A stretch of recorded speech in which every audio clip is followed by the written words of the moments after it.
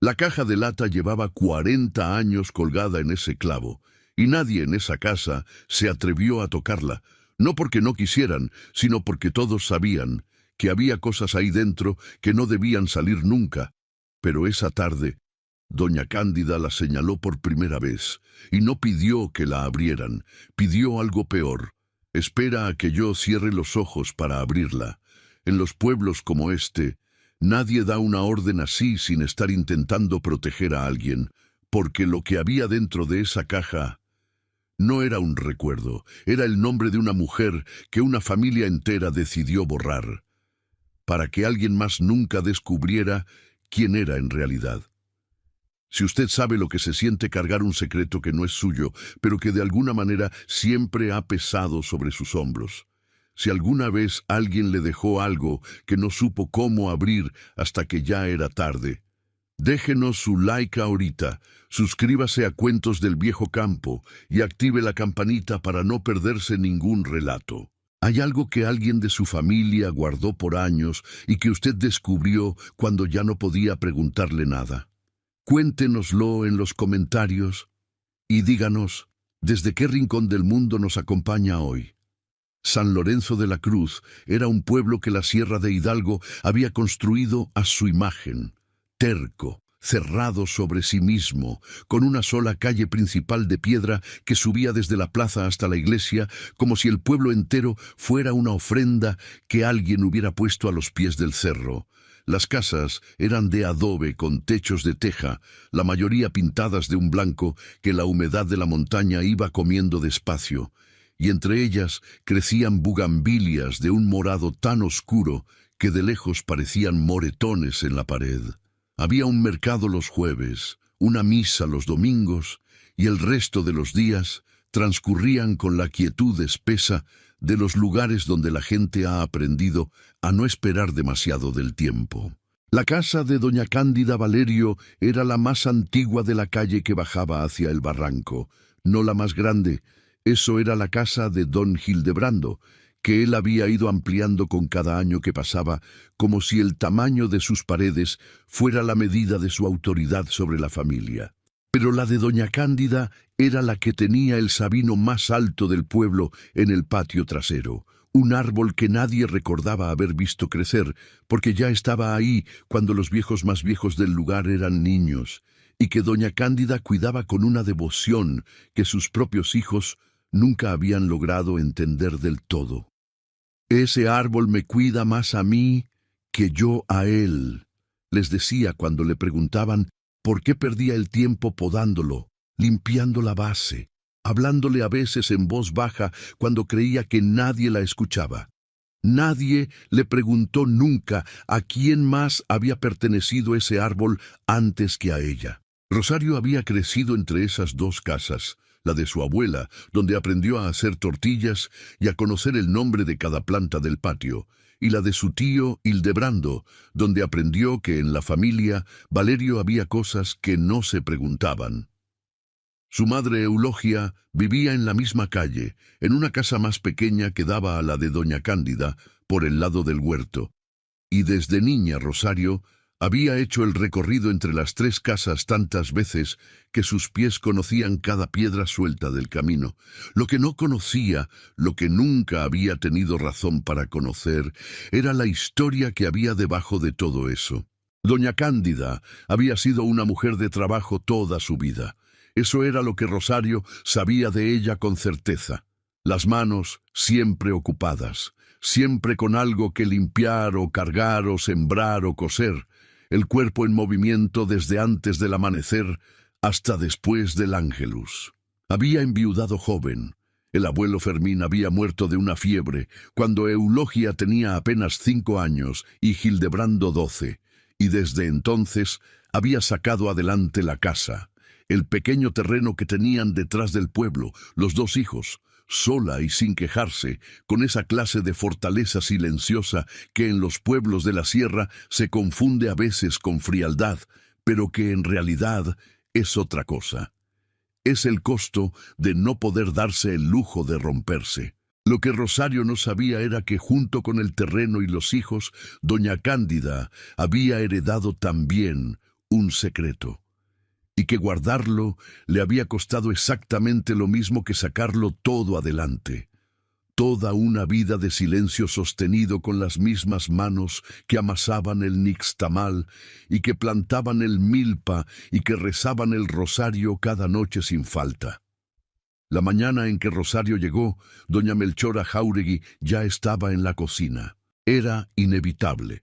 Doña Melchora era la comadre de doña Cándida desde hacía más de 50 años. Se habían conocido de jóvenes, cuando las dos eran recién llegadas al pueblo por razones distintas que nunca habían discutido en público, y desde entonces habían compartido todo lo que las mujeres de su generación compartían: los partos, los velorios, las cosechas, los años malos, las promesas al santo patrón, el silencio sobre ciertas cosas que era mejor no nombrar. Doña Melchora era pequeña y redonda, con el cabello completamente blanco recogido en un chongo apretado, y tenía la costumbre de hablar poco cuando había mucho que decir y mucho cuando no había nada importante. Esa mañana hablaba poco. Estaba calentando atole en la hornilla cuando Rosario entró a la cocina, y apenas la vio, levantó los ojos del pocillo con una expresión que Rosario no supo descifrar del todo en ese momento. No era sorpresa, era algo parecido al reconocimiento, como si la llegada de Rosario fuera algo que doña Melchora hubiera estado esperando, aunque no necesariamente con gusto. «Ya llegaste», dijo nomás, y volvió los ojos al atole. «¿Cómo está?», preguntó Rosario. «¿Cómo está?», respondió doña Melchora, y eso fue todo. Rosario tomó una silla y se sentó a la mesa. El atole olía a canela y a maíz azul, igual que siempre, igual que todos los inviernos de su infancia. Afuera, en el patio, el sabino se movía con el viento frío de la sierra y sus ramas rozaban el tejado con un sonido que Rosario había escuchado toda su vida sin que le pareciera nada más que un sonido. «¿Y mi tío?», preguntó. Doña Melchora no respondió de inmediato. Revolvió el atole una vez, 2 veces, lo retiró del fuego. «Ya llegará», dijo, y en la forma en que lo dijo, sin mirarse, con esa economía de palabras que en los pueblos viejos a veces vale más que un párrafo entero, Rosario entendió algo que no habría podido explicar con precisión: que la llegada de su tío y la caja de lata que su abuela le había señalado eran parte del mismo asunto, que no eran cosas separadas que estaban pasando al mismo tiempo, que eran la misma cosa.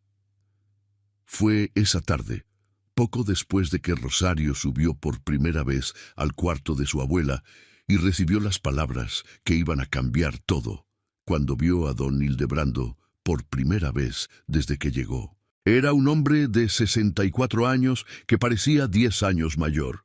No por enfermedad, sino por el tipo de peso que acumula quien lleva décadas creyendo que es su obligación sostener algo que en realidad no le pertenece sostener. Era alto, de espalda ancha que empezaba a encorvarse, con el bigote entrecano que nunca se dejaba crecer demasiado y las manos grandes y callosas que eran lo único que había heredado visiblemente de doña Cándida. Vestía siempre de la misma manera: pantalón de mezclilla oscuro, camisa de cuadros, sombrero de palma que se quitaba solo para entrar a la iglesia y para hablar con personas que consideraba por encima de él, que eran pocas. Entró a la cocina sin llamar. Nunca llamaba en ninguna casa de la familia. Era una de esas pequeñas formas del poder que los hombres como él ejercen sin darse cuenta de que las ejercen. Y se sirvió café del pocillo que había sobre la hornilla como si fuera su propia cocina. Luego se sentó frente a Rosario y la miró con esa expresión suya de siempre, mitad afecto genuino y mitad evaluación, como si cada vez que la veía estuviera calculando algo que nunca terminaba de decir. «Qué bueno que viniste», dijo. «Tu abuela te necesitaba». «Aquí estoy», respondió Rosario. «¿Cómo está? ¿La viste?» «La vi». Don Hildebrando tomó el café despacio, miró hacia la ventana. El sabino del patio seguía moviéndose con el viento. «¿Te dijo algo?», preguntó con un tono que pretendía ser casual y no lo era. Rosario lo miró un momento antes de responder. Me dijo que descansara del viaje. Dijo, no era mentira, era simplemente no toda la verdad. Y en eso, sin saberlo todavía, Rosario había empezado a aprender algo que su abuela había practicado toda la vida. Don Hildebrando asintió lentamente. Bebió el café. No preguntó más. Pero cuando se levantó para irse, se detuvo un instante en la puerta y dijo, sin voltear, «Si mi mamá tiene alguna cosa guardada que quiera ordenar antes de que Dios se la lleve, sería mejor que la familia estuviera presente, para que no haya malentendidos después». Salió sin esperar respuesta. Rosario se quedó sentada en la cocina con el frío de la sierra entrando por las rendijas de la ventana y algo nuevo instalándose en su pecho. Algo que no era exactamente miedo, pero que se le parecía mucho. Desde el patio, el sabino siguió moviéndose. Las ramas rozaron el tejado otra vez, como siempre, como si el árbol también estuviera diciendo algo que nadie había aprendido a escuchar todavía. En los días siguientes, mientras doña Cándida dormía más horas de las que despertaba, Rosario fue conociendo el ritmo de esa casa de una manera diferente a como la había conocido de niña. De niña, la casa de su abuela había sido puro presente. El olor del copal, las tortillas en el comal, las historias que doña Cándida contaba sobre el pueblo sin nunca hablar demasiado de ella misma. Los tarros de hierba colgados del techo de la cocina con nombres que Rosario aprendió de memoria sin saber para qué servían todos. Ahora, de adulta, con la caja de lata en su mente aunque todavía no en sus manos, empezó a ver la casa de otra manera. Empezó a ver los silencios. La cómoda del cuarto de su abuela tenía un cajón que cerraba con llave y que nunca había visto abierto. El baúl de madera al pie de la cama tenía encima una cobija doblada que nadie nunca movía, como si hubiera un acuerdo tácito de no preguntar qué había debajo. Había una fotografía en la pared del corredor, una sola, en marco de madera oscura, que mostraba a una mujer joven que no era su abuela, aunque tenía algo de su abuela en la forma de pararse, en la forma de sostener las manos a los costados del cuerpo. Nadie le había dicho nunca quién era esa mujer. Rosario se quedó mirando esa fotografía una tarde más de lo que había planeado. Doña Melchora la encontró así, de pie en el corredor, con los ojos puestos en la imagen. «¿Quién es?», preguntó Rosario sin rodeos. Doña Melchora se detuvo. Miró la fotografía. Luego miró a Rosario. «Era una señora del pueblo», dijo. «De antes». «¿De antes de qué?». La comadre de su abuela no respondió de inmediato. Tenía esa costumbre, Rosario lo había notado desde que llegó, de dejar caer las palabras con un tiempo entre ellas que no era duda sino medida. Como quien sirve agua en un vaso viejo y sabe exactamente hasta dónde puede llegar antes de que desborde. «De antes de muchas cosas», dijo finalmente, y se fue hacia la cocina sin decir más. Rosario se quedó con la fotografía y con la pregunta sin respuesta, y algo que había empezado como una incomodidad vaga se convirtió en esa tarde en algo más preciso. La certeza de que la casa de su abuela estaba llena de cosas que habían sido guardadas con tanta disciplina que ya parecían parte de las paredes. Y que la caja de lata del clavo de la viga no era la excepción, sino el centro de todo eso. La cosa más guardada de las guardadas. Eulogia Valerio llegó a la casa de su madre esa misma tarde, cuando el sol ya se había ido detrás del cerro y el frío de la sierra empezaba a bajar de verdad. Era una mujer de 53 años, delgada y tiesa de espaldas, con el pelo negro todavía, aunque con hilos blancos en las sienes que no se molestaba en disimular. Tenía los pómulos altos de doña Cándida y los ojos oscuros y directos que Rosario había heredado de ella, aunque en Eulogia esa mirada directa tenía a veces algo de guardia, de alerta permanente, que en Rosario no estaba todavía o estaba de otra manera. Madre e hija se saludaron como siempre, con un abrazo breve y funcional que era la forma que habían encontrado de quererse sin que ninguna de las dos tuviera que bajar ninguna guardia. Luego Eulogia pasó directo al cuarto de doña Cándida y Rosario la siguió. La abuela estaba despierta. Abrió los ojos cuando escuchó entrar a su hija y en su cara pasó algo que Rosario no supo nombrar exactamente. No era alivio, no era alegría simple, era algo más complicado. Era la expresión de alguien que mira a otra persona y carga en esa mirada todo lo que nunca dijo y ya sabe que no va a poder decir.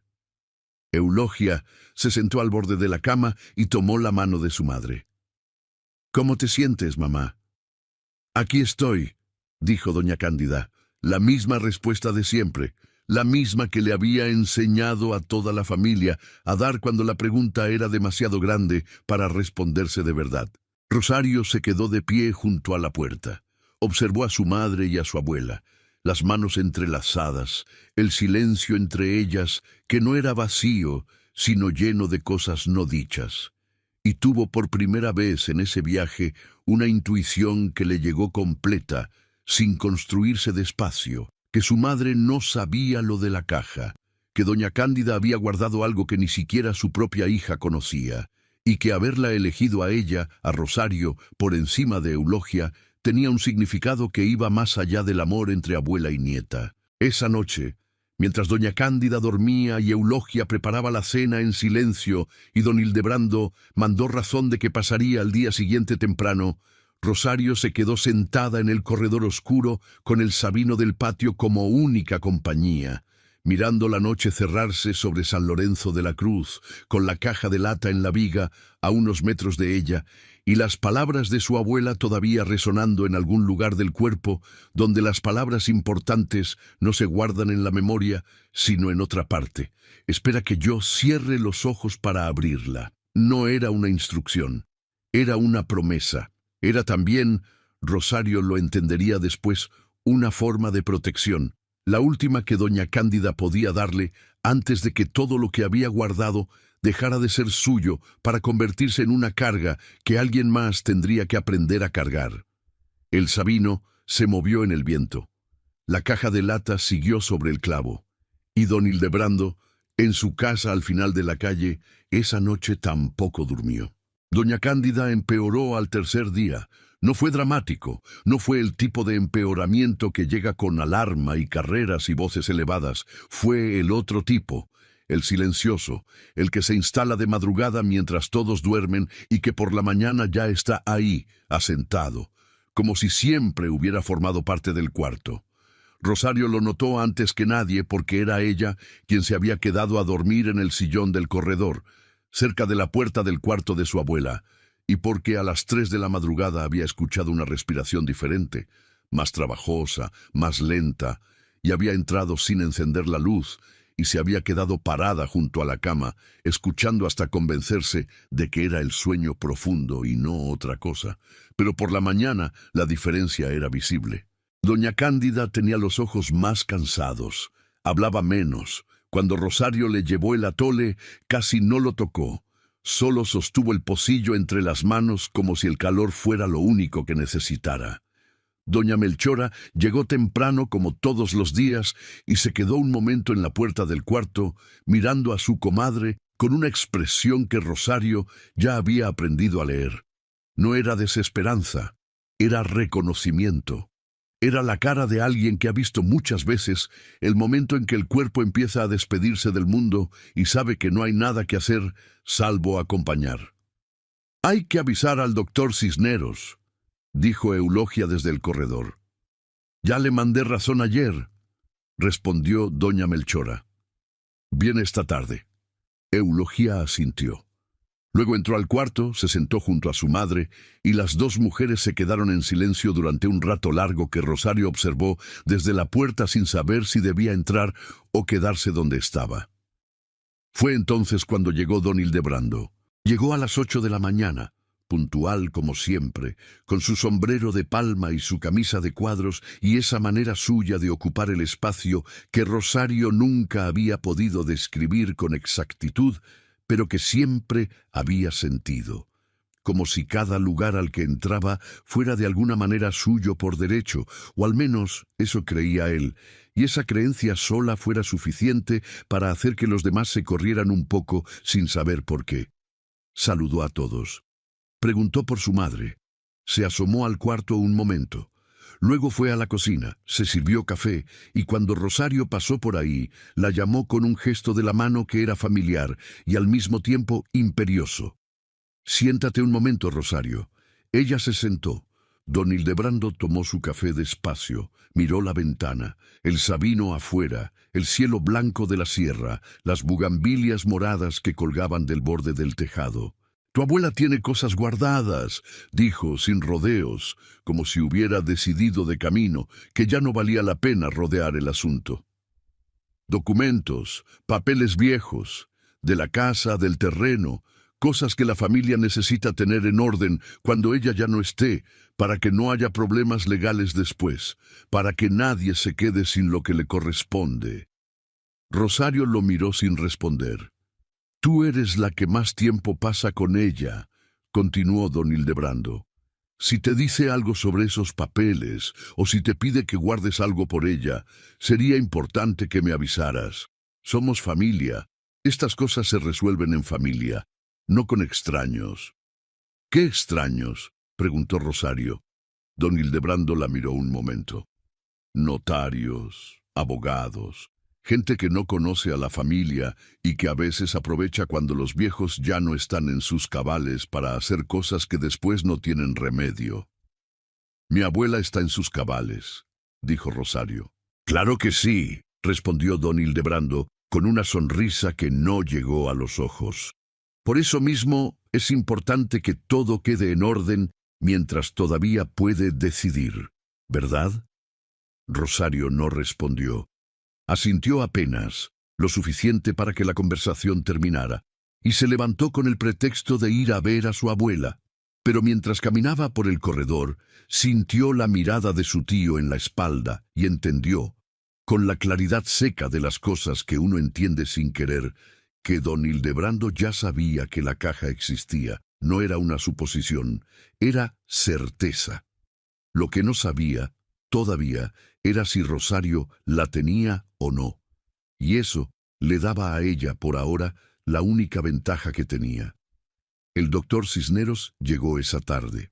Era un hombre joven para los estándares del pueblo, 40 y tantos años, venido de Pachuca, que atendía San Lorenzo de la Cruz y otros 3 pueblos de la sierra en una camioneta blanca que conocía cada curva del camino mejor que muchos de sus habitantes. Habló con Eulogia primero, luego entró al cuarto de doña Cándida, estuvo adentro 20 minutos y cuando salió tenía esa expresión profesional y compasiva que los médicos aprenden a usar cuando no hay nada que hacer excepto decir la verdad con cuidado. «El corazón está fatigado», le dijo a Eulogia en voz baja, en el corredor. «No hay una crisis inmediata, pero el cuerpo está cediendo. Puede ser cuestión de días, puede ser de semanas. Hay que tenerla cómoda, hidratada, sin estrés, y si empeora durante la noche, me llaman». Eulogia escuchó con esa rigidez de espalda suya que Rosario conocía bien, y que no era frialdad, sino la forma en que su madre sostenía las cosas que la rompían por dentro. Asintió. Agradeció. Esperó a que el doctor se fuera para sentarse en el banco del corredor y quedarse quieta mirando el patio durante un tiempo que Rosario no midió. Don Hildebrando, que había escuchado desde la cocina, salió al corredor y puso una mano en el hombro de su hermana. «Ya escuchaste», dijo. «No hay tiempo que perder para poner las cosas en orden. Mañana mismo le digo al licenciado Fuentes que venga para que mi mamá pueda firmar lo que tenga que firmar mientras todavía puede». «Mamá ya hizo su testamento hace años», dijo Eulogia sin voltear. «Los testamentos se actualizan», respondió don Hildebrando. «Las circunstancias cambian. Hay que asegurarse de que todo esté como debe estar». Eulogia no respondió, y en ese silencio de su madre, Rosario leyó algo que le tomó un momento procesar. Eulogia no confiaba completamente en su hermano. No era algo que dijera, no era algo que hubiera dicho nunca, pero estaba ahí, en la forma en que su cuerpo se ponía levemente más rígido cuando don Hildebrando hablaba de la herencia, en la forma en que sus manos se juntaban en el regazo como si estuvieran sujetándose una a la otra. Rosario subió al cuarto de su abuela. Doña Cándida estaba despierta, la miró entrar y con un esfuerzo mínimo, solo la mano derecha levantándose un par de centímetros de la cobija, le indicó que cerrara la puerta. Rosario cerró la puerta, se acercó a la cama, se sentó en el banco de madera que siempre había estado ahí, al lado, desde que Rosario tenía memoria. Doña Cándida la miró durante un momento sin hablar. Luego dijo, con esa voz suya que era ahora casi completamente aire: «¿Ya habló contigo, Hildebrando?» «Ya». «¿Qué te dijo?» «Que si usted me dejaba algo guardado, se lo avisara». Doña Cándida cerró los ojos un momento. Cuando los abrió, tenía en la cara algo que Rosario no le había visto antes. No exactamente alivio, sino algo parecido a la confirmación de algo que ya sabía, pero que necesitaba escuchar para terminar de decidirse. «La caja sigue en el clavo», dijo. «Sí, no la bajes todavía. Todavía no». «¿Cuándo?» Doña Cándida no respondió de inmediato. Miró el techo, las vigas de madera oscura, el clavo oxidado, la caja de lata que desde la cama debía verse como una sombra pequeña, colgada en la oscuridad del techo. «Cuando yo te diga», dijo finalmente, «y cuando te la dé, no la abras aquí. No en este pueblo. Llévala a donde puedas leerla sola y con tiempo. ¿Me entiendes?» «La entiendo». «Hildebrando no puede verla, ni tocarla, ni saber qué hay adentro antes de que tú lo sepas». «¿Por qué?» La abuela la miró con esos ojos oscuros que habían visto 80 años de cosas. «No, porque lo que hay adentro le pertenece a ti», dijo, «no a él, y si él lo ve primero va a encontrar la manera de que nunca llegue a tus manos». Esa noche Rosario no durmió. Se quedó en el sillón del corredor con los ojos abiertos en la oscuridad, escuchando la respiración de su abuela al otro lado de la puerta, y el viento en el sabino del patio, y los ruidos pequeños de la sierra, los coyotes lejos, el tecolote en algún árbol del barranco, las ramas que crujían con el frío de la madrugada. Pensó en la caja, pensó en su tío, pensó en la forma en que su abuela había dicho: «le pertenece a ti». No es tuya, sino le pertenece, que era diferente, que tenía un peso diferente, como si la pertenencia fuera algo que se debía y no solo algo que se poseía. Pensó también, por primera vez en ese viaje, en su propio nombre. Rosario Valerio. Siempre había sido Rosario Valerio. El apellido de su abuela, el apellido de su madre, el apellido de su tío, el apellido que en San Lorenzo de la Cruz significaba algo. No riqueza, no poder como el que tienen los que tienen mucho, sino esa otra clase de peso que tiene un nombre cuando lleva suficientes generaciones en un lugar. Rosario Valerio era la nieta de Cándida Valerio y la hija de Eulogia Valerio, y eso había sido siempre suficiente para saber quién era. Pero su abuela le había dicho que la caja tenía documentos con un nombre diferente al de la familia. ¿Diferente de qué manera? ¿Diferente en qué sentido? El tecolote ululó una vez más desde el barranco y Rosario cerró los ojos sin poder dormir y dejó que la pregunta se quedara ahí sin respuesta todavía, pesando en el centro del pecho con esa clase de peso que tienen las cosas que uno ya sabe sin saber que sabe. Al cuarto día llegó el licenciado Fuentes. No lo mandó llamar Eulogia, lo mandó llamar don Hildebrando, sin consultar a nadie, como mandaba hacer todas las cosas que consideraba de su competencia. Era un hombre de Pachuca, conocido de la familia desde hacía años, que llegó en su propio coche con un maletín de cuero y una expresión de eficiencia discreta que Rosario encontró inmediatamente antipática, sin poder decir exactamente por qué. Don Hildebrando lo recibió en la sala de la casa de doña Cándida, la sala que raramente se usaba, con sus sillas tapizadas de tela verde que el tiempo había desteñido y su aparador con las fotos de primeras comuniones y bodas que todas las familias del pueblo guardaban con la misma devoción con que guardaban las estampas religiosas. Eulogia estaba presente pero callada, sentada en una de las sillas con las manos en el regazo, y esa rigidez suya que Rosario ya sabía leer. Rosario se quedó en el corredor, desde donde podía escuchar sin ser completamente visible. La señora está en condiciones de firmar, dijo don Hildebrando. El médico dijo que la cabeza está bien, no más el cuerpo que ya está cansado. Sería bueno actualizar el testamento para dejar las cosas en claro. ¿Qué cosas específicamente?, preguntó el licenciado Fuentes, con la voz neutral de quien ha aprendido a no involucrarse más de lo que le pagan. El terreno del potrero de arriba, dijo don Hildebrando.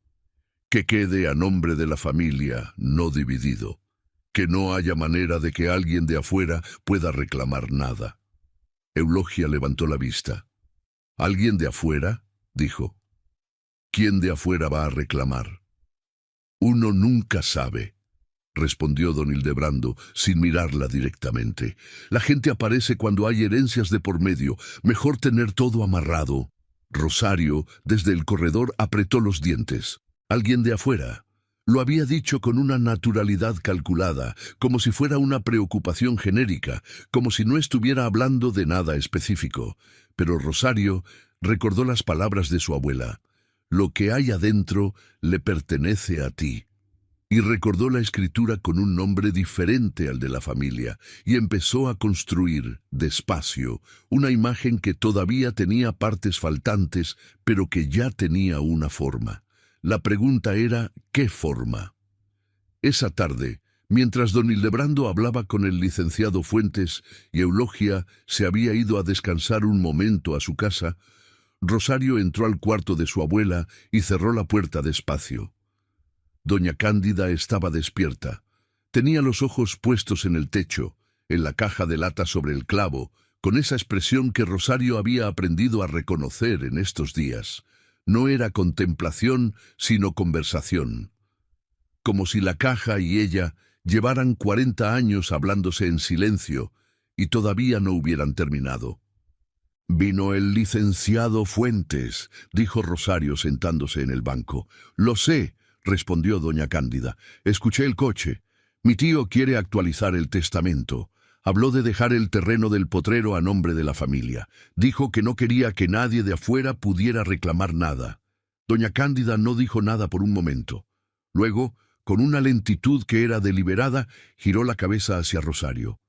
«¿Nadie de afuera?», repitió, y en su voz había algo que podría haber sido ironía si hubiera tenido más fuerzas. «¿Así lo dijo?». «Ah, sí». La abuela cerró los ojos. Los volvió a abrir. «Siéntate bien, Rosario. Quiero contarte algo». Rosario se sentó. Se recargó en el respaldo de la silla y cruzó las manos en el regazo, igual que su madre, sin darse cuenta.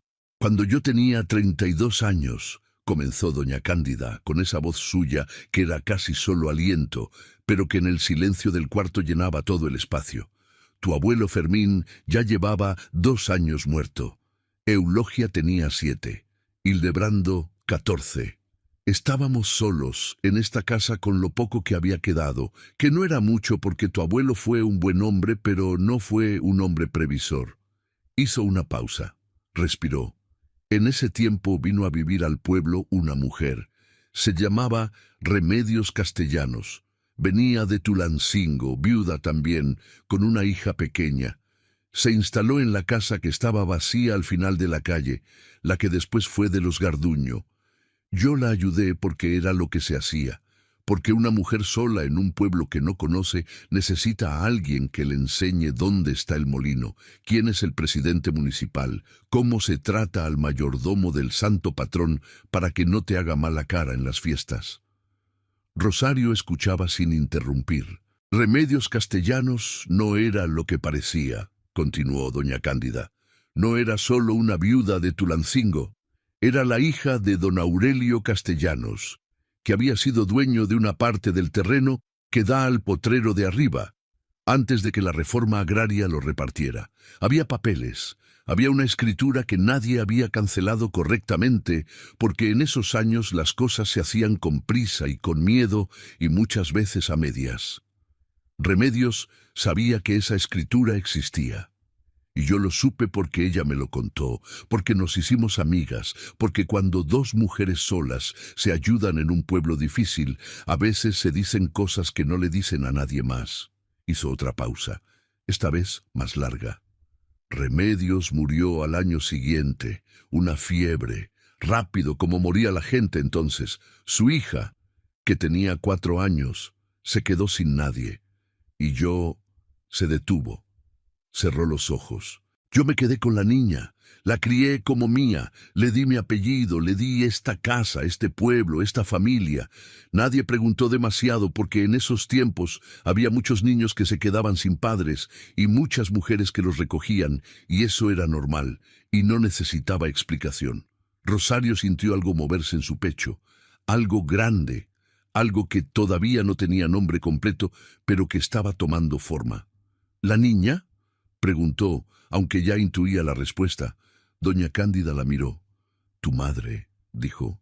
«Eulogia no es mi hija de sangre, es la hija de Remedios Castellanos, y en esa caja de lata está la escritura original del terreno, con el nombre de Aurelio Castellanos, que en buena ley le pertenece a ella, y por ella a ti».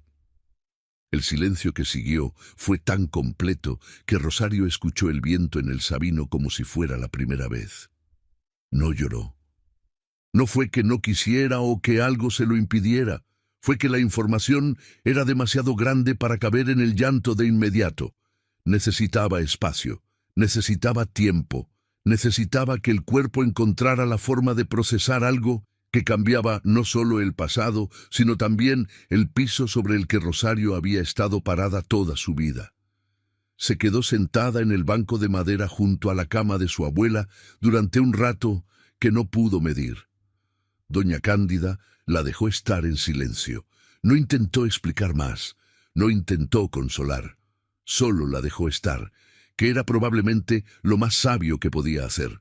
Después, cuando Rosario pudo hablar, lo primero que dijo fue: «¿Mi mamá lo sabe?»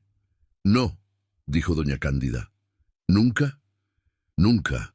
Quise decírselo muchas veces, pero cada vez que me preparaba encontraba una razón para esperar. Que era muy chica, que estaba en la escuela, que se acababa de casar, que tenía a ti recién nacida.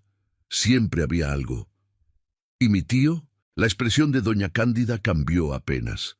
Algo se endureció, algo que había sido tristeza se volvió otra cosa. «Hildebrando lo descubrió hace 15 años», dijo. «Encontró entre mis papeles una carta de Remedios. No la escritura, esa siempre estuvo en la caja, pero sí la carta. Y supo, y vino a hablar conmigo». «¿Qué le dijo?» «Me dijo que si Eulogia se enteraba de que no era mi hija de sangre, tendría derecho legal sobre el terreno del potrero, porque la escritura de Castellanos nunca fue correctamente cancelada. Me dijo que era mejor que eso se quedara entre nosotros, que era mejor para la familia, para Eulogia», decía él, «que no necesitaba ese peso.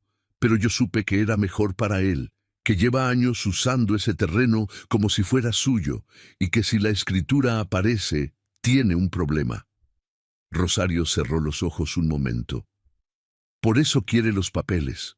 «Por eso quiere los papeles», confirmó doña Cándida, «y por eso te los doy a ti, porque tú eres la hija de Eulogia, porque lo que Remedios Castellanos dejó le pertenece a tu madre, y tu madre no puede defenderlo si no sabe que existe. Y yo ya no voy a poder defenderlo por ella». Rosario abrió los ojos, miró a su abuela. Los 80 años en esa cara, el peso de lo que había cargado, la decisión que había tomado de dejarla cargar a ella ahora. Y por primera vez desde que llegó a San Lorenzo de la Cruz, sintió algo que no era solo miedo o confusión o el peso de lo que no sabía. Sintió también otra cosa, el peso específico de haber sido elegida. No al azar, no por amor simple de abuela a nieta, sino porque doña Cándida había visto en ella algo que le hacía creer que podía cargar esto sin quebrarse. No supo si eso la hacía sentir honrada o aterrada. Probablemente las dos cosas al mismo tiempo. Esa noche, Rosario buscó a doña Melchora. La encontró en su casa, que estaba a 2 calles de la de doña Cándida. Una casa pequeña, con una cocina grande y un altar a la Virgen de Guadalupe que ocupaba media pared del corredor, con flores de Cempalchúchitl, aunque no era temporada de muertos. porque doña Melchora era de las que creía que los muertos no esperaban una fecha para necesitar flores. Doña Melchora la hizo pasar sin preguntar. Le puso delante un pocillo de té de manzanilla con miel y se sentó frente a ella con las manos juntas sobre la mesa y la miró con esa expresión suya de siempre, la que medía cuánta verdad podía servirse sin que el vaso desbordara. «Ya le contó», dijo doña Melchora. No era pregunta. «Ya», respondió Rosario. «¿Todo? Lo de mi mamá, lo de la escritura, lo de mi tío». Doña Melchora asintió lentamente. Tomó su propio pocillo de té y bebió un sorbo antes de hablar. «Yo conocía Remedios Castellanos», dijo. «Éramos casi de la misma edad. Llegamos al pueblo con poco tiempo de diferencia». Rosario la miró. «¿Usted sabía?» «Supe desde el principio que Eulogia no era hija de sangre de tu abuela. Lo supe porque estuve presente cuando Remedios murió y cuando tu abuela tomó a la niña. No había mucha gente que lo supiera. Tu abuela se encargó de que así fuera, pero yo sí. Y nunca dijo nada». Doña Melchora puso el pocillo sobre la mesa con cuidado. «Tu abuela me pidió que no dijera nada», dijo. «Y yo le prometí que no diría. Una promesa es una promesa, Rosario. Aunque pesen, aunque a veces uno piense que sería mejor romperlas». «¿Y ahora?» «Ahora tu abuela ya te lo contó ella misma. La promesa era no decirlo yo. No era no permitir que se supiera nunca». Rosario envolvió el pocillo de té entre sus manos.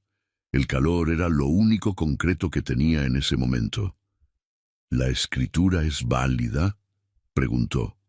«Legalmente. No soy abogada», respondió doña Melchora, «pero sé que tu tío Hildebrando tiene mucho miedo de esa pregunta. Y un hombre que tiene miedo de una pregunta generalmente es porque sabe que la respuesta no le favorece». Rosario estuvo en silencio un momento. «Mi mamá va a sufrir», dijo, «cuando se entere de que no es hija de sangre de mi abuela». «Sí», dijo doña Melchora, sin suavizarlo. «Va a sufrir, pero también va a saber quién es de verdad. Y esas dos cosas van juntas, Rosario. No hay manera de tener la segunda sin pasar por la primera». Rosario asintió. Bebió el té. Afuera la noche de la sierra era fría y quieta, y el único ruido era el viento entre los pinos que bajaba desde el cerro como siempre, como desde antes de que cualquiera de ellas hubiera nacido. «¿Qué hago con la caja?», preguntó. Doña Melchora la miró durante un momento largo. «Lo que te dijo tu abuela», respondió. «Nada más y nada menos». Al día siguiente, don Hildebrando llegó antes del amanecer. Rosario lo escuchó desde el sillón del corredor. El coche deteniéndose en la calle, la puerta cerrándose sin golpear, los pasos en el zaguán. Era la pisada de alguien que intenta no hacer ruido y que sin embargo no puede evitar sonar pesado porque el peso que carga no es solo el del cuerpo. Entró a la casa. Pasó por el corredor sin ver a Rosario en la oscuridad. Fue directo al cuarto de doña Cándida. Rosario se levantó en silencio y se acercó a la puerta cerrada. Escuchó la voz de su tío. Baja, controlada, con esa tensión apenas perceptible que ella había aprendido a detectar en los últimos días. «Mamá, necesito hablar contigo». La voz de doña Cándida, más débil todavía que el día anterior. «Habla». «La caja, mamá, necesito que me la des, o que me digas qué hay adentro, por el bien de todos». Un silencio. «Ya sé que Rosario está aquí», continuó don Hildebrando. «Y sé que le has contado cosas, pero hay cosas que una muchacha de 28 años no está en condiciones de manejar sola. Eso puede hacerle daño a ella, y puede hacerle daño a Eulogia, que no necesita cargar con historias viejas a esta altura de su vida». «Eulogia tiene 53 años», dijo doña Cándida. «Ya no es tuyo decidir lo que puede cargar. Soy su hermano». «No», dijo doña Cándida, y en esa sola palabra había algo que Rosario nunca le había escuchado antes. Una dureza que no era crueldad, sino precisión. La precisión de alguien que ha dejado de tener tiempo para rodeos. «No eres su hermano de sangre, y los dos lo sabemos. El silencio que siguió fue diferente a todos los anteriores. Era el silencio de algo que se quiebra. No ruidosamente, sino con ese crujido pequeño que hacen las cosas que llevan mucho tiempo sosteniéndose con más voluntad que estructura. «Eso no cambia nada», dijo don Hildebrando, y su voz había perdido algo de su control habitual. «La crié como hermana. Esta familia la crié como mía». «Sí», dijo doña Cándida, «y te lo agradezco, pero lo que hay en esa caja le pertenece a ella, y ya decidí a quién se lo dejo». «Mamá, ya decidí, Hildebrando». Otro silencio, más largo. Rosario, pegada a la puerta en el corredor oscuro, escuchó los pasos de su tío moverse hacia la ventana. Escuchó su respiración, más rápida, menos controlada. «Si esa escritura sale de esta casa», dijo don Hildebrando finalmente, con una voz que ya no pretendía ser la de alguien que razona, sino la de alguien que advierte, «va a haber problemas, legales, de familia, de todo, cosas que nadie quiere. Eulogia va a sufrir, Rosario va a sufrir. ¿Eso es lo que quieres dejarles?» «Lo que les dejo», respondió doña Cándida, con una quietud que era más poderosa que cualquier grito, «es la verdad. Que ella decida qué hacer con eso, que tú decidas qué hacer con eso, pero que lo sepan». Pausa.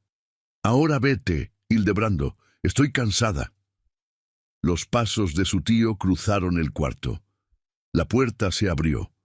Don Hildebrando salió al corredor y casi tropezó con Rosario, que estaba de pie a menos de 1 metro.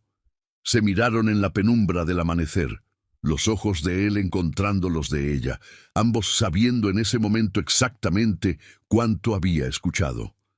Don Hildebrando no dijo nada. Se puso el sombrero, que se había quitado sin que Rosario lo notara, y se fue por el corredor hacia el zaguán. Sus pasos en la calle sonaron más pesados que cuando llegó. Rosario se quedó en el umbral del cuarto de su abuela. Desde la cama, doña Cándida la miró. «¿Ya escuchaste?», dijo la abuela. «Ya». «¿Tienes miedo?». Rosario pensó en la pregunta antes de responder. «Sí», dijo, «pero también estoy lista». Doña Cándida la miró un momento más. Luego señaló el clavo de la viga. «Bájala», dijo. «Ya es tiempo». La caja de lata pesó diferente en las manos de Rosario esa mañana. No era que hubiera cambiado físicamente. Era la misma lata de siempre, con la misma tapa presionada, el mismo lazo de tela decolorida, el mismo olor a metal viejo que tenía cualquier cosa que lleva décadas colgada en una viga. Pero algo en las manos de Rosario la recibía diferente. Ya no como un objeto que no sabía qué era, sino como algo que ya era suyo, aunque todavía no la hubiera abierto. La sostuvo frente a su abuela. Doña Cándida extendió la mano. Despacio, con esfuerzo, pero con una firmeza en los dedos que Rosario no esperaba dado su estado, y la posó sobre la tapa de la caja. No para abrirla, solo para tocarla, solo para quedarse así un momento. Su mano sobre la lata en las manos de Rosario, las dos sosteniendo juntas lo que había estado guardado todo ese tiempo. 47 años, dijo doña Cándida. La subí a ese clavo cuando Eulogia tenía 6 años. Pensé que iba a bajarla pronto, que iba a encontrar el momento, y el momento nunca llegó solo. Hay cosas que uno tiene que ir a buscar y yo no supe cómo ir a buscarlo. Rosario no dijo nada. «No te estoy pidiendo que la perdones», continuó la abuela. «Ni a mí ni a nadie. Te estoy pidiendo que la leas entera, que no juzgues antes de terminar, que pienses en lo que le vas a decir a tu madre cuando se la tengas que contar. Y se la tienes que contar, Rosario. Eso no es negociable». «Lo sé», dijo Rosario. «Y una cosa más». «Dígame». Doña Cándida retiró la mano de la caja.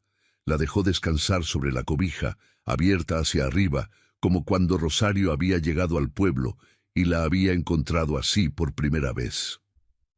«Remedios Castellanos era una buena mujer», dijo. «Amó a tu madre en los 4 años que tuvo con ella. No la abandono. La muerte se la llevó. Y yo hice lo que pude con lo que quedó, que no fue perfecto. que no estuvo bien en muchas cosas, pero fue lo que pude. Cerró los ojos. Ahora ya puedes irte, dijo. Llévala lejos de aquí antes de que amanezca del todo, y no le digas a Hildebrando hasta que estés segura. Rosario se levantó. Puso la caja bajo el brazo. Miró a su abuela. Los ojos cerrados, las manos abiertas, el pecho subiendo y bajando con esa respiración trabajosa que el médico había descrito con tanta precisión y tanta impotencia. «Abuela», dijo. Doña Cándida abrió los ojos. «La voy a cuidar», dijo Rosario. «Se lo juro». La abuela la miró, y en su cara pasó algo que Rosario iba a recordar el resto de su vida. No alivio, no felicidad simple, sino algo mucho más difícil de nombrar. La expresión de alguien que ha cargado algo durante tanto tiempo que cuando por fin lo suelta no siente ligereza, sino el peso de todos esos años de haberlo cargado, que no desaparece, sino que cambia de forma. «Lo sé», dijo doña Cándida, y cerró los ojos otra vez. Rosario salió de San Lorenzo de la Cruz antes de que el pueblo despertara. No tomó el camión de las 7, tomó el que pasaba a las 5:30, el que recogía jornaleros en los pueblos de la sierra para llevarlos a los mercados de Pachuca, el que iba lleno de hombres callados, con costales y termos de café, y el aliento blanco del frío de la madrugada. Se subió con la caja de lata envuelta en su rebozo, apretada contra el pecho, y se sentó en el último asiento junto a la ventana y miró el pueblo alejarse en la oscuridad. Las casas de adobe, las bugambilias que en la penumbra parecían sombras moradas, el campanario de la iglesia contra el cielo todavía sin luz, y al fondo, antes de que la curva del camino se lo llevara, el sabino del patio de su abuela, más alto que todo lo demás, moviéndose apenas con el viento de la sierra, como si le estuviera diciendo algo que ella no supo leer a tiempo. Nadie la detuvo. Don Hildebrando no estaba en la calle cuando salió. Eulogia dormía. Doña Melchora, que la había visto pasar desde su ventana oscura, no dijo nada, solo asintió una vez, apenas visible en la penumbra, y volvió a cerrar la cortina. El camión bajó por la sierra con el motor rugiendo en las curvas, y Rosario sostuvo la caja durante todo el trayecto sin soltarla, sin mirarla, con los ojos en el paisaje que iba apareciendo conforme amanecía.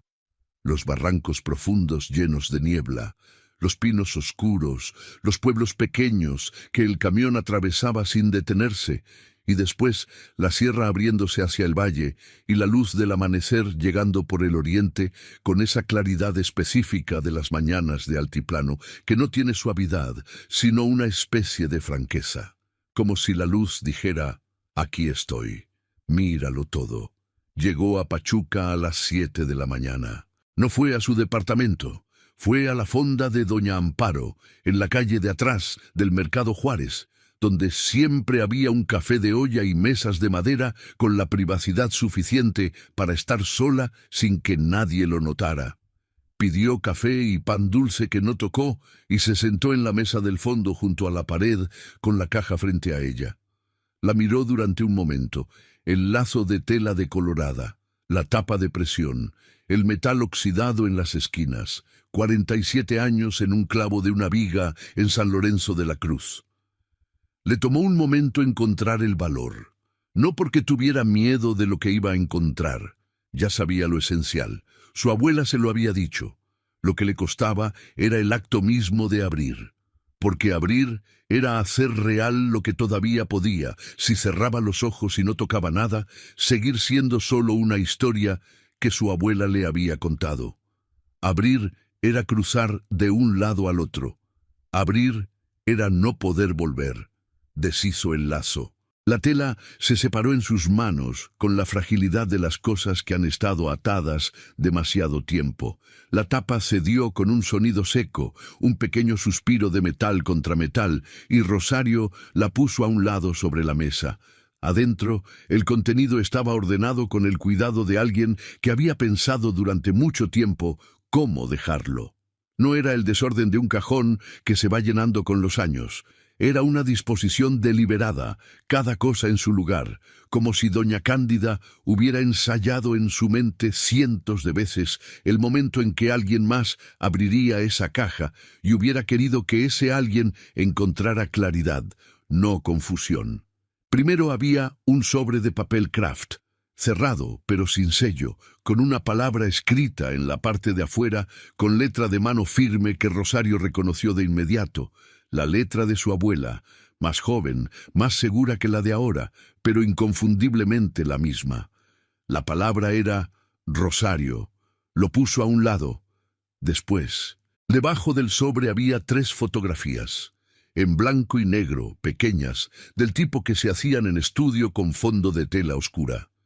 La primera mostraba a una mujer joven, 30 años tal vez menos, con el cabello recogido y una expresión seria que no era tristeza sino concentración, como si estuviera pensando en algo importante en el momento exacto en que el fotógrafo le pedía que se quedara quieta. Tenía los pómulos altos, tenía los ojos oscuros y directos, tenía la cara de Eulogia. Rosario puso la fotografía sobre la mesa y la miró durante mucho tiempo. Remedios Castellanos, la madre biológica de su madre. Una mujer que había muerto a los 30 y pocos años de una fiebre en un pueblo de la Sierra de Hidalgo, que había dejado a una niña de 4 años, que había confiado su hija a una mujer que la cuidó como propia durante casi 50 años, y que guardó el secreto con tanta consistencia que ni la hija misma supo nunca quién era. La segunda fotografía mostraba a la misma mujer con una niña pequeña en brazos, una niña de 1 o 2 años, con el pelo en 2 trenzas cortas y los ojos bien abiertos hacia la cámara, con esa curiosidad sin miedo que tienen los niños muy pequeños. La niña era Eulogia. No había duda. La tercera fotografía era diferente. Era más vieja, los bordes más desgastados, el papel más amarillo. Mostraba a un hombre mayor, 60 años, tal vez más, parado frente a lo que parecía ser la entrada de una casa de hacienda, con sombrero de charro y una expresión que en esa época se llamaba porte, y que era simplemente la cara que ponían los hombres que tenían algo que defender. En la parte de atrás, con tinta ya casi desvanecida, alguien había escrito Aurelio Castellanos, Rancho El Nogal, 1931. El abuelo de su madre, el dueño original del terreno. Rosario puso las 3 fotografías en fila sobre la mesa de la fonda y las miró juntas. 3 generaciones de una historia que había corrido paralela a la suya sin que ella lo supiera. 3 caras que tenían algo de su madre y, si se miraba con cuidado, algo de ella misma. Debajo de las fotografías estaba la escritura. Era un documento oficial, del tipo que se usaba en los años 40, papel grueso con membrete del notario, texto escrito a máquina con la tipografía densa y apretada de las máquinas de esa época, con sellos y firmas en tinta negra que el tiempo había vuelto café. Rosario leyó despacio, palabra por palabra, aunque el lenguaje legal era difícil, y algunas partes no las entendió del todo. Lo que entendió fue suficiente. El documento describía un terreno de 12 hectáreas en la Sierra de Hidalgo, colindante con lo que el texto llamaba el potrero de arriba del ejido de San Lorenzo de la Cruz, y lo registraba a nombre de Aurelio Castellanos Meléndez y sus descendientes legítimos. La escritura tenía fecha de 1943 y había sido firmada ante notario en Tulancingo. En la parte inferior, alguien, con letra diferente a la del texto principal, una letra apresurada, de alguien que escribía rápido o con nervios, había añadido una nota a mano. Este documento nunca fue cancelado ni cedido. Es válido. R.C. 1951. R.C. Remedios Castellanos. 8 años antes de morir, había certificado a mano que la escritura seguía en pie. Rosario dobló el documento con cuidado y lo volvió a poner en la caja. Tomó el sobre con su nombre. Lo abrió. Adentro había 3 hojas de papel cuadriculado, el tipo que se vende en cualquier papelería de pueblo, escritas por ambos lados con la letra de su abuela, más temblorosa que la del sobre pero legible, con la precisión de alguien que ha pensado mucho en lo que quiere decir y lo ha organizado antes de escribirlo. La carta era larga. Rosario la leyó una vez entera sin detenerse, luego la leyó otra vez, más despacio. Doña Cándida contaba todo. Cómo había conocido a Remedios, cómo se habían hecho amigas, cómo Remedios le había contado lo de la escritura y le había pedido que si algo le pasaba, guardara el documento para su hija. Cómo la fiebre había llegado en febrero de 1957 y se había llevado a Remedios en menos de una semana. Cómo ella había tomado a la niña sin pensarlo 2 veces porque era lo correcto y porque no había nadie más. Cómo había registrado a Eulogia con su apellido para protegerla, para que no quedara como huérfana sin familia en los registros del pueblo, para que nadie pudiera reclamarla o internarla en algún orfanato de la ciudad. Cómo Hildebrando, a sus 12 años, había preguntado de dónde venía la niña y ella le había dicho que era de una prima muerta y que no se hablaba más del asunto. Y cómo Hildebrando, a sus 49 años, había encontrado la carta de Remedios entre los papeles viejos de la cómoda y había ido a verla con esa cara de quien ya sabe y solo quiere confirmar, y le había dicho que era mejor que las cosas siguieran como estaban, que mover eso a esas alturas no hacía bien a nadie, que él se encargaba del terreno, que lo había trabajado siempre, que eso era suyo de hecho aunque no de papel, y cómo ella había aceptado callarse. Otra vez, 1 año más, y luego otro, y luego otro. Me callé porque me dio miedo. Escribía doña Cándida en la última hoja, con una letra que se había vuelto más irregular conforme avanzaba, como si la mano le pesara. No por mí, por Eulogia. Pensé que saber iba a hacerle daño. Pensé que ya tenía suficiente con su vida. Pero me equivoqué, Rosario. No fui yo quien debía decidir lo que tu madre puede cargar. Eso era de ella, y yo se lo quité sin preguntarle. Eso es lo que más me pesa de todo, no el secreto, haberlo decidido yo por ella. Por eso te lo dejo a ti, porque eres su hija y la conoces mejor que yo al final, porque puedes decírselo de una manera que yo ya no puedo, porque eres joven y tienes fuerza y tiempo para ayudarla a procesar lo que yo le guardé por tanto tiempo. No te pido que me defiendas, te pido que la cuides, y que cuides también lo que le pertenece. La escritura es válida. Habla con un abogado antes de que Hildebrando mueva nada. Hay tiempo si te apuras. Tu abuela que te quiere, Cándida. Rosario dobló las hojas, las guardó en el sobre, puso el sobre en la caja, cerró la tapa. Afuera de la fonda, Pachuca ya estaba completamente despierta.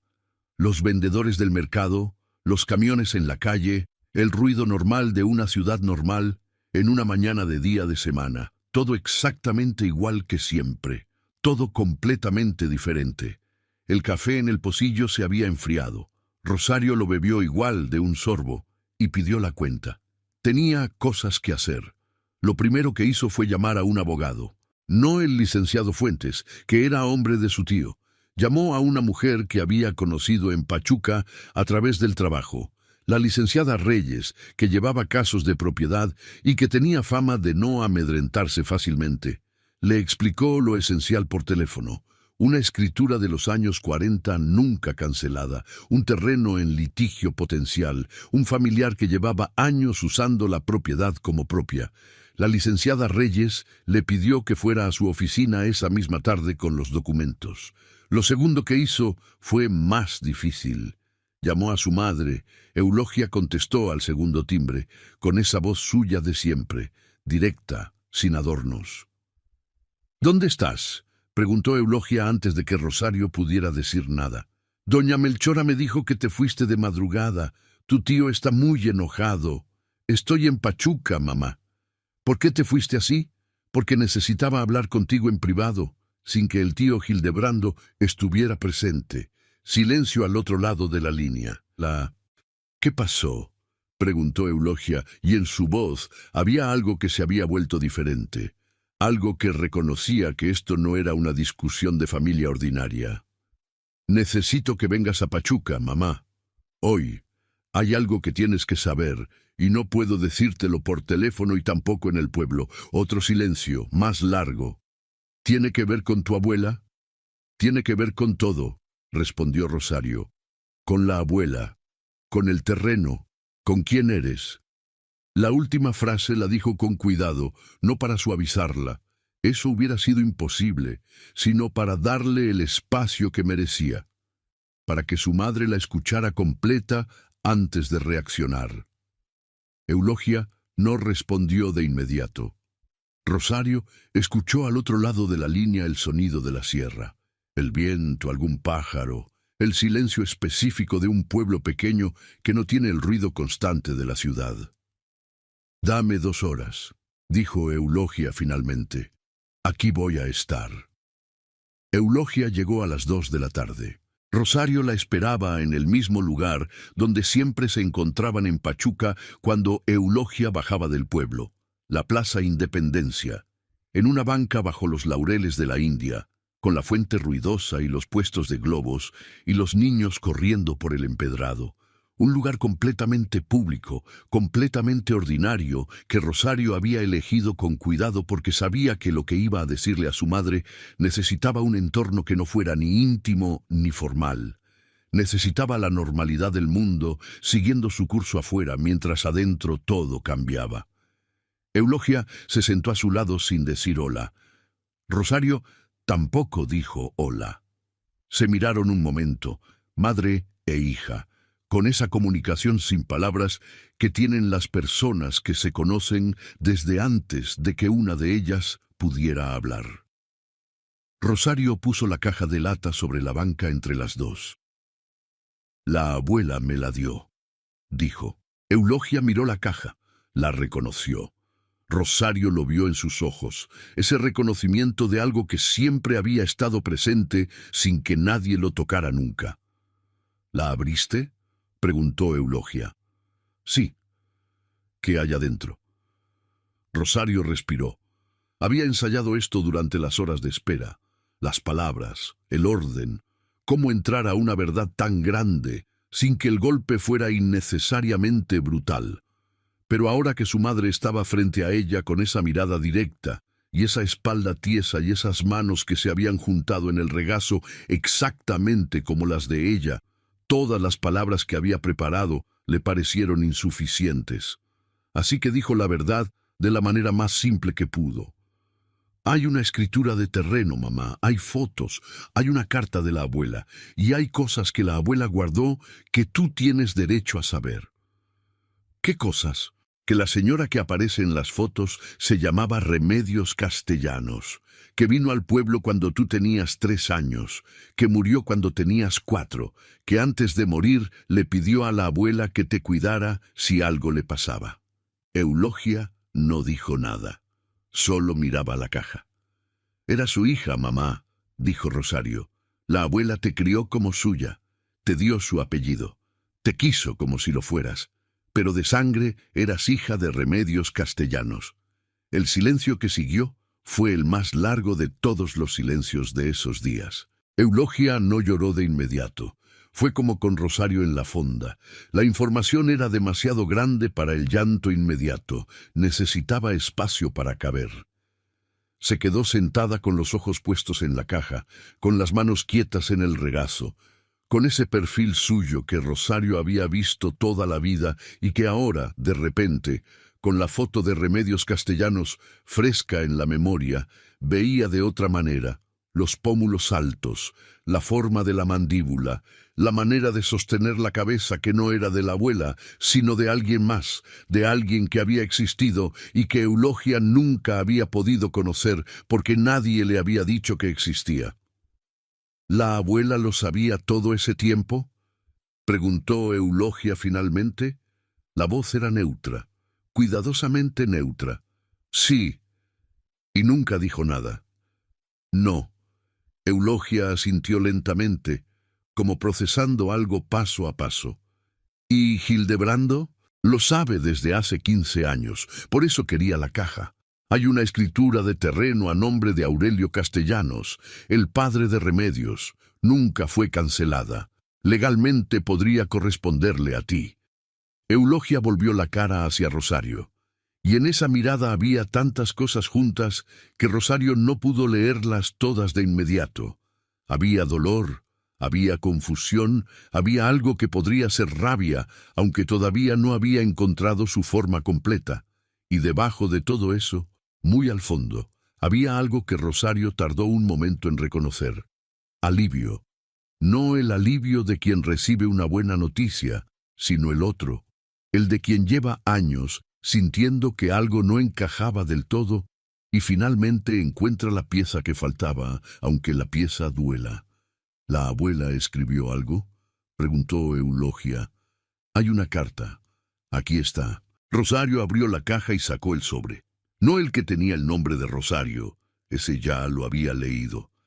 El otro, que había encontrado más al fondo, doblado debajo de las fotografías, más viejo, con el papel más amarillo, con una sola palabra escrita en la parte de afuera, con esa misma letra firme pero más joven que la del primero. Eulogia. Rosario no lo había abierto. No le correspondía. Lo puso en las manos de su madre. Eulogia lo miró durante un momento. La letra de la abuela, su propio nombre escrito por una mujer que la había criado como hija sin decirle nunca que había otra mujer antes que ella. Luego lo abrió con cuidado, como quien abre algo que lleva mucho tiempo cerrado y que puede romperse si se apresura. Rosario se levantó de la banca. «Voy a darte espacio», dijo. «Estoy ahí, junto a la fuente». Eulogia no respondió. Ya estaba leyendo. Rosario se quedó parada junto a la fuente de la plaza durante casi media hora. Vio pasar a los niños que corrían, vio a los vendedores de elotes y de aguas frescas, vio una pareja de viejos que caminaban tomados del brazo por el empedrado con esa lentitud que tienen los que han aprendido que no hay prisa, vio las palomas en los laureles y los globos de colores y el cielo azul de la tarde sobre Pachuca, con sus nubes blancas, que la altitud hacía parecer más cercanas de lo que estaban. Todo seguía siendo exactamente lo mismo. Cuando volvió a la banca, Eulogia tenía la carta doblada en las manos y los ojos rojos, aunque no estaba llorando ya. Había llorado, eso era evidente, pero había terminado con esa clase de llanto que no espera permiso y no dura mucho, porque el cuerpo no puede sostenerlo sin romperse del todo. Ahora estaba quieta, mirando hacia adelante. Rosario se sentó a su lado. Estuvieron en silencio durante un rato que no midió ninguna de las dos. «¿Cómo era?», preguntó Eulogia finalmente. «¿Dice cómo era?». «Hay fotos», dijo Rosario. «Tiene su cara». Eulogia cerró los ojos un momento. «Me vas a dejar verlas. Son tuyas, mamá». Eulogia abrió la caja, sacó las fotografías. Las miró una por una con esa concentración específica de quien ve por primera vez algo que debería haber visto hace mucho tiempo. Remedios joven y seria, Remedios con la niña en brazos, el viejo Aurelio Castellanos frente a su rancho en 1931. «Se parece a mí», dijo Eulogia con la voz de alguien que dice algo en voz alta para terminar de creerlo. «Sí. O yo me parezco a ella. También». Eulogia volvió a mirar la foto de Remedios con la niña. La miró durante mucho tiempo, y Rosario, sentada a su lado, entendió algo que no había podido ver del todo hasta ese momento, que lo que su abuela le había dado no era solo una caja con documentos. Le había dado la posibilidad de devolverle a su madre una madre, no en vida. Eso era imposible, eso se había perdido hace 60 años en una fiebre de sierra. Pero sí en imagen, en nombre, en la certeza de que había existido y que había amado. Eso no devolvía nada de lo que se había perdido, pero era algo, era más que el vacío. Esa tarde, mientras Eulogia descansaba en el departamento de Rosario con las fotos y las cartas sobre la mesa del comedor, Rosario fue a la oficina de la licenciada Reyes. La abogada revisó la escritura con cuidado. La leyó completa, 2 veces, con esa concentración profesional que no se apresura y que no promete lo que no puede cumplir. Luego la puso sobre el escritorio y miró a Rosario. «El documento es auténtico», dijo. Es de 1943, ante notario público de Tulancingo. No hay registro de cancelación ni de cesión. ¿Es válido legalmente? Eso es más complicado, dijo la licenciada Reyes, con la honestidad de quien prefiere la verdad incómoda a la promesa fácil. La reforma agraria de los años 40 y 50 complicó muchas escrituras de ese periodo. Hay que revisar si el terreno fue incorporado al ejido, si hay sobreposición de registros, si su tío tiene algún título que haya formalizado su posesión. No es un proceso rápido, pero lo que sí le puedo decir es que mientras ese proceso se realiza, nadie puede vender, transferir ni modificar ese terreno. Y si su tío intenta mover algo antes de que esto se resuelva, tenemos argumentos para detenerlo. ¿Cuánto tiempo? Meses, tal vez un año. Rosario asintió. Lo que también le digo, continuó la licenciada Reyes, es que estos casos a veces se resuelven antes de llegar a un juicio. Si su tío entiende que el documento es real y que hay voluntad de llevarlo hasta las últimas consecuencias, es posible que prefiera llegar a un acuerdo. Eso depende de qué tan dispuesto esté él a pelear y de qué tan dispuesta esté usted. Estoy dispuesta, dijo Rosario. La licenciada la miró un momento. Bien, dijo. Entonces empezamos. Don Hildebrando llamó esa misma noche. Rosario dejó que el teléfono sonara 2 veces antes de contestar. Escuchó la voz de su tío, más controlada que en el corredor del amanecer, más calculada, pero con esa tensión por debajo que ya no podía esconder del todo. Rosario, necesito que me digas dónde está la caja. Ya no está en San Lorenzo de la Cruz, tío. Silencio. ¿Qué hiciste con ella? Lo que me pidió la abuela que hiciera. ¡Rosario! Y ahora la voz bajó un tono. Entró en ese registro de los hombres mayores, cuando deciden que es momento de ser razonables, que es el registro que usan cuando han agotado otras opciones. Esto no tiene que ser un problema. Somos familia. Estas cosas se pueden arreglar entre nosotros sin necesidad de meterle abogados, ni autoridades, ni gente de afuera. Tu mamá no necesita saber todo esto. No le hace bien. Mi mamá ya sabe, tío. El silencio que siguió fue diferente a todos los otros. ¿Le dijiste? Hoy.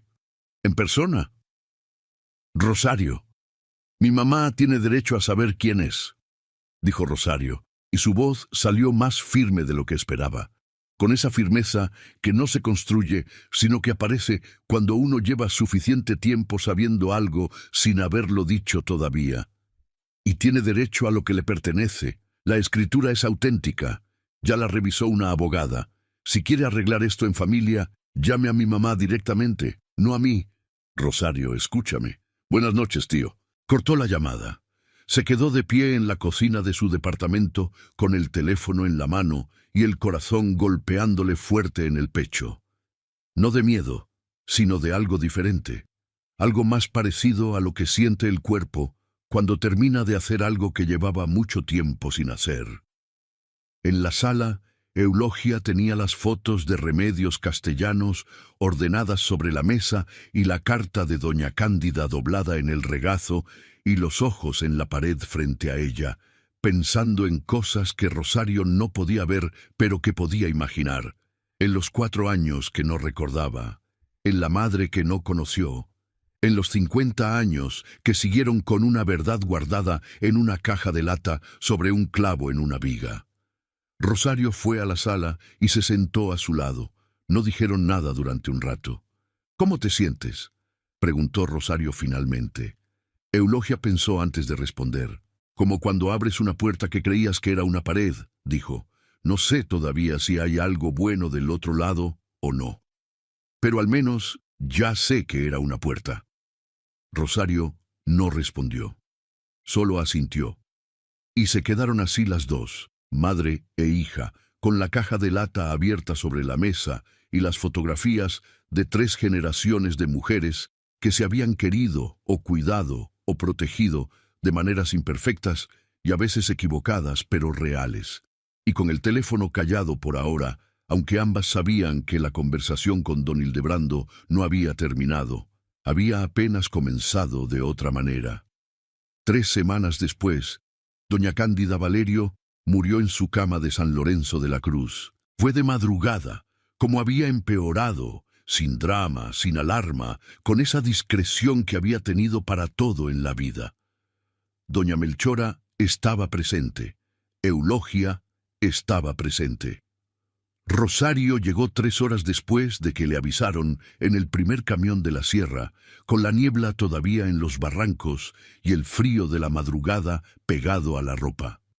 La velaron en la sala de la casa, con las sillas tapizadas de tela verde y las fotos de comuniones y bodas en el aparador y las velas encendidas que el viento del corredor movía cada vez que alguien entraba o salía. Vino el pueblo entero, como viene en los lugares pequeños donde nadie nace ni muere solo. Los vecinos, el compadre del difunto abuelo Fermín, las mujeres que habían ido al mercado de los jueves con doña Cándida durante 40 años, el padre que dio la absolución con esa prisa discreta de los sacerdotes rurales que tienen 3 pueblos que atender y no pueden quedarse mucho en ninguno. Don Hildebrando estuvo presente. No habló con Rosario. No habló con Eulogia más de lo estrictamente necesario. Estuvo ahí, cumpliendo con lo que se cumple, con esa cara de hombre que ha perdido algo más que a su madre y que todavía no ha terminado de procesar qué exactamente. Rosario lo observó durante la velada sin acercarse. Lo vio envejecido de golpe, lo vio más solo de lo que lo había visto nunca y sintió por él algo que no esperaba sentir y que tardó en reconocer. No era lástima, era compasión, que es diferente. Era la compasión de quien entiende que un hombre puede pasar 64 años creyendo que defiende a su familia y descubrir al final que lo que defendía era solo su propia versión de ella. La versión donde él era el centro, donde él decidía lo que se sabía y lo que no, donde el control era una forma de amor porque nunca había aprendido otra. Eso no lo hacía inocente, pero lo hacía humano. Y la humanidad de alguien, incluso cuando duele, es difícil de ignorar si uno tiene el valor de mirarla de frente. El sabino del patio crujió con el viento esa noche, y Rosario pensó en su abuela hablándole en voz baja, y pensó que tal vez no era al árbol al que le hablaba, sino a todo lo que el árbol había visto crecer y cambiar, y quedarse y irse. Un árbol que había estado ahí antes que cualquiera de ellos y que iba a estar ahí después. Una clase de testigo que no habla, pero que no olvida. Al día siguiente, cuando el velorio terminó y la gente empezó a irse, Rosario se quedó en el patio un momento. Miró el sabino. Puso la mano en la corteza. Áspera, fría, con esa solidez de las cosas que llevan tanto tiempo siendo lo que son que ya no necesitan demostrar nada. Y le dijo en voz baja, sin importarle si alguien la escuchaba: «Ya lo sé». No era una promesa, era una respuesta a algo que el árbol, o su abuela a través del árbol, o simplemente el tiempo acumulado en ese patio, había estado diciendo desde mucho antes de que Rosario supiera escuchar. 6 meses después, la licenciada Reyes logró lo que había prometido, no en los tribunales, sino antes. Don Hildebrando, frente a la escritura autenticada y a la voluntad clara de su hermana y su sobrina de llevar el asunto hasta donde fuera necesario, optó por el acuerdo. No fue fácil.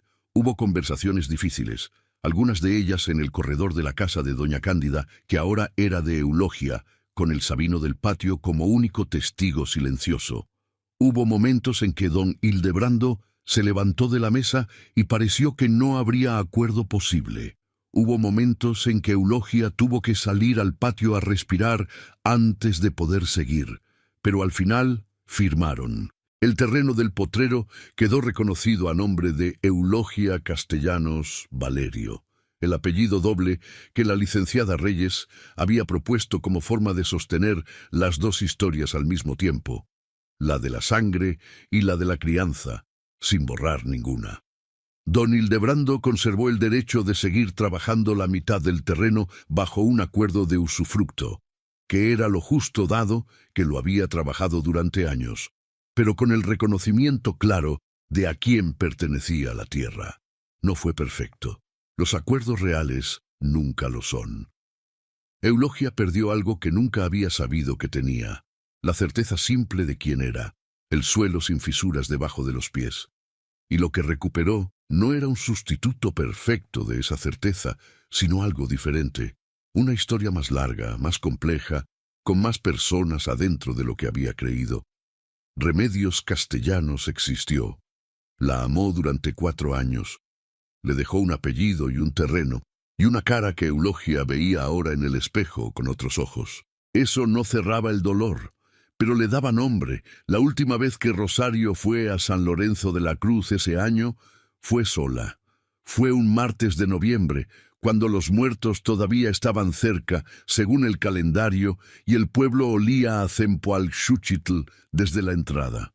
Fue al panteón, que quedaba en la ladera del cerro con vista al barranco, con las tumbas pintadas de colores que el tiempo iba borrando poco a poco, y las flores frescas que las familias habían dejado para el Día de Muertos.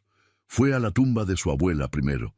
La nueva, la que todavía tenía la lápida sin musgo, con el nombre completo, Cándida Valerio, 1920-1980, madre y guardiana, que Eulogia había elegido y que a Rosario le había parecido exacto, aunque no completo. Ninguna lápida es completa, ninguna puede serlo. Puso flores, se quedó un momento en silencio, luego fue a buscar la otra tumba. Le había costado trabajo encontrarla. Estaba en el sector más viejo del panteón, entre las cruces de madera que el tiempo había ido inclinando, sin lápida formal, solo con una piedra chata que alguien había puesto décadas atrás con un nombre grabado a mano que la lluvia había desgastado hasta hacerlo casi ilegible. R. Castellanos, 1957. Rosario se arrodilló frente a la piedra. Puso las flores que había guardado para esta tumba, cempasúchil amarillo, el color de los que esperan que alguien venga a buscarlos. No dijo nada durante un momento. Luego dijo: «Mi mamá está bien, tiene la escritura, sabe quién es usted». El viento de la sierra movió las flores. En el barranco, un zanate gritó una vez y se fue. Rosario se quedó arrodillada un momento más. Pensó en las 4 personas que formaban esta historia. Remedios, que había amado y muerto. Doña Cándida, que había cargado y guardado y al final entregado. Eulogia, que había vivido una verdad sin saberlo. Y ella misma, que había recibido una caja de lata y la había abierto y había hecho lo que se podía hacer con lo que había adentro. Ninguna de ellas había tenido la historia perfecta. Ninguna había tomado todas las decisiones correctas. Ninguna era villana y ninguna era santa, y todas habían hecho dentro de sus posibilidades y sus miedos y su tiempo lo que habían podido. Eso era lo que quedaba. No la perfección, lo que quedaba. Se levantó. Sacudió la tierra de las rodillas. Miró el barranco profundo lleno de niebla de noviembre y los pinos oscuros en la ladera del cerro y el cielo blanco de la sierra sobre todo eso. Luego bajó al pueblo. Si usted llegó hasta aquí, es porque esta historia tocó algo que no se olvida fácil. Suscríbase a Cuentos del Viejo Campo, active la campanita y acompáñenos en cada relato que contamos. Aquí, las historias que más duelen son también las que más liberan. ¿Hay algo que haya encontrado? Una carta, una foto, un documento que le haya cambiado lo que creía saber sobre su familia? Cuéntenos en los comentarios y díganos, ¿desde qué lugar del mundo nos escucha hoy?